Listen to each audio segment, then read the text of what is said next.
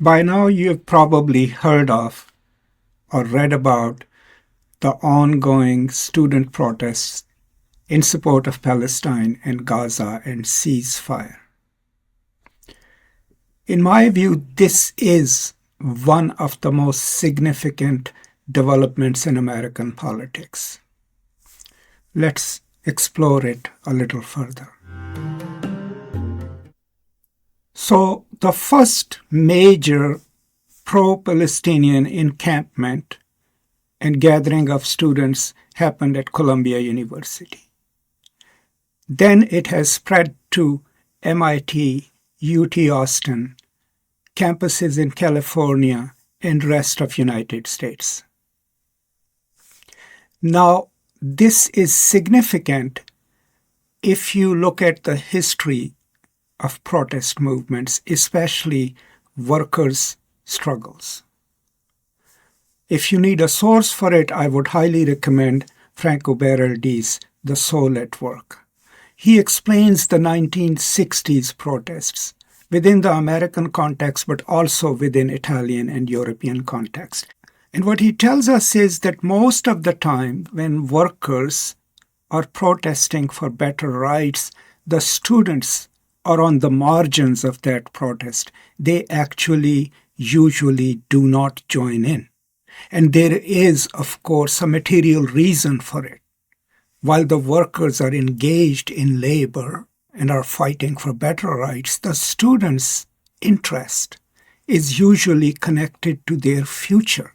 They are the workers in the making, but since they are at universities, their interest doesn't lie with the working classes, but with the future that will be given to them after they finish their education without getting in, so to speak, trouble. So in the 1960s, when the students join the peace movement, the anti-Vietnam protests, and the workers' struggle, that was something that had not been imagined by theorists and philosophers of change and transformation. But that shift then put two constituencies together, people struggling for their rights and people who otherwise would have become part of the elite group whose job it was to control the masses. And that alliance then made all these movements in the 1960s more effective and in a way more universal. So if you look at that history, think of it, these protests started at some of the elite schools, Columbia, MIT, Yale, right? These are not the schools that we associate revolutionary politics with. And that is the most instructive thing. These students are already at universities that promise a brilliant future, that have the most coveted spots in their admissions. These students, in the material terms, have a lot to lose, right? But despite that, they stood and are still standing in support of the Palestinian people. That is a huge shift in American politics and in American understanding of the Palestinian issue. So why do I find hope in it? Obviously, I am one of those people who wants and who has advocated for the absolute independence of people of Palestine and their right to live a dignified life, right, without being dictated by Israeli armed forces or anyone else in the world as to how they must conduct their lives. That's what my stance has been on this channel, but also all my life. What is so significant about it? What's significant about it is that as soon as the invasion of Gaza started, there were public protests, huge protests, right? In DC, in all the major cities of United States. But that was people like you and me, right? who have lived their lives and maybe are not much worried about careers, right? And whose lives weren't so precarious. But when the students join in, these are the people who have a lot at stake, their very futures. And if they are disregarding that and standing for justice and peace for Palestinian people, that is significant. That means that the young generation, and I have always placed my hopes in the young generation, that the young generation's moral thinking is so strong and their sense of justice is so powerful that they are ready and willing to imperil their own futures for the cause of a people across the ocean being oppressed and denied their right to exist peacefully, and that they are morally so aware that they can put their own future at risk to stand for the Palestinian children being killed right now, and for the Palestinian people in Gaza who are being starved, and the Palestinian people in the West Bank who are constantly under slow and violent onslaught of the settler movement. If these young people who have so much at stake can take a stand for Palestine, then not only do they deserve our respect, they also deserve our solidarity, right? Our words in their favor, we putting our bodies alongside them in this massive movement that is shifting American politics. So how is it shifting American politics? People think that American politics is deeply complex, but it's not. There are two major political parties, the Republicans and the Democrats. The Republicans have more of a stable base. And the reason for that is that they have a hold of, by and large, most of the rural areas of United States, and by and large, most religious-minded people, I'm not saying all, vote Republican. They are less worried about their base. Democrats, on the other hand, have a more complex base. There are more constituencies that the people running for Democratic offices have to think of. Within that, the pro-Palestinian movement has never been a powerful constituency.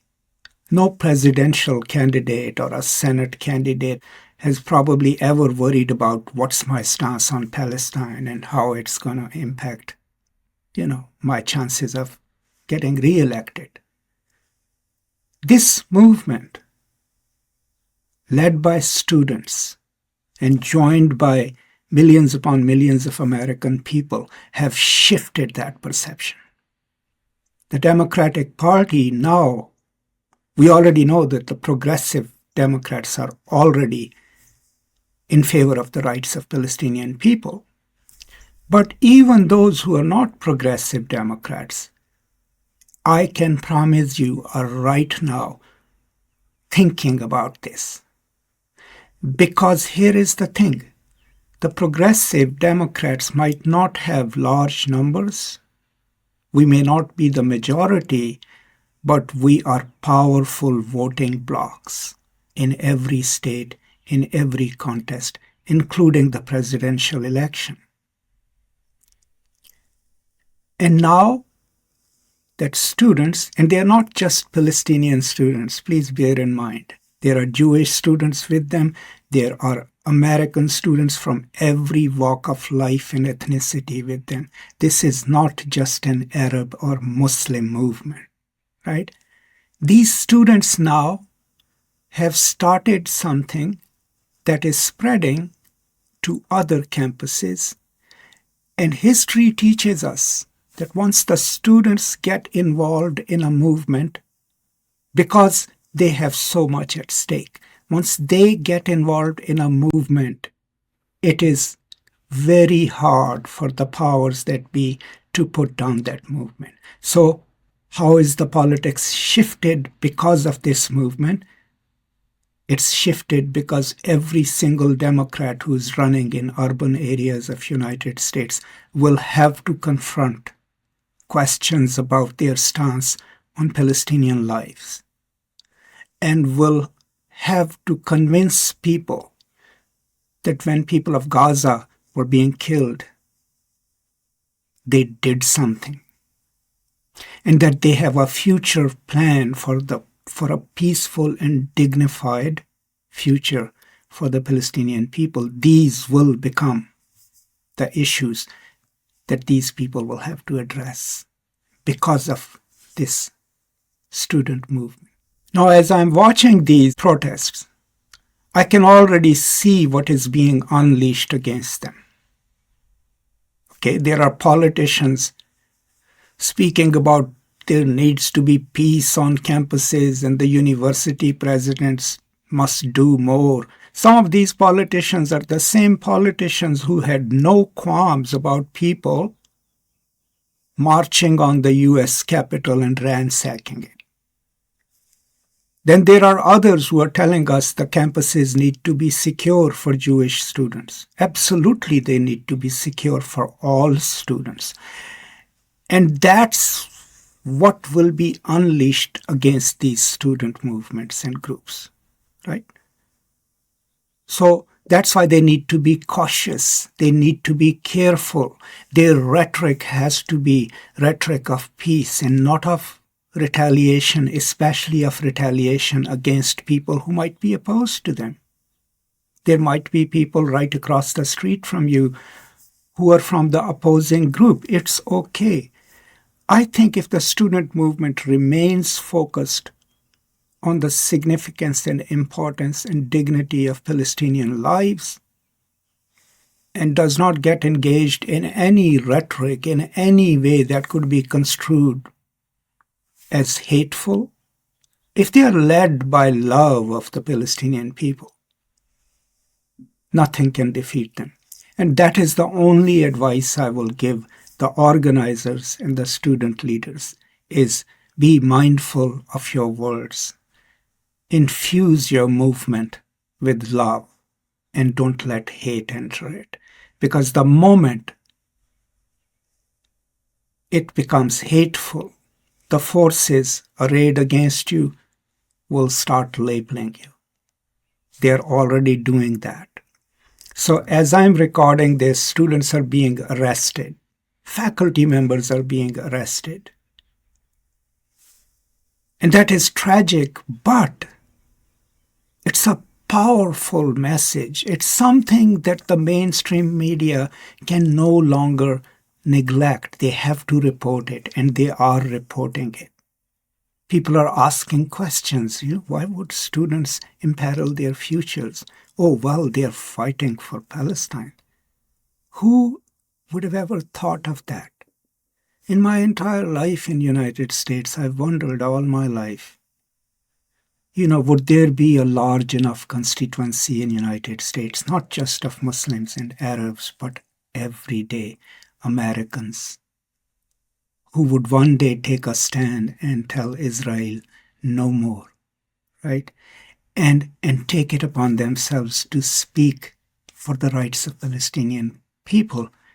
These students and the protesters in the street have taught us that that moment has arrived.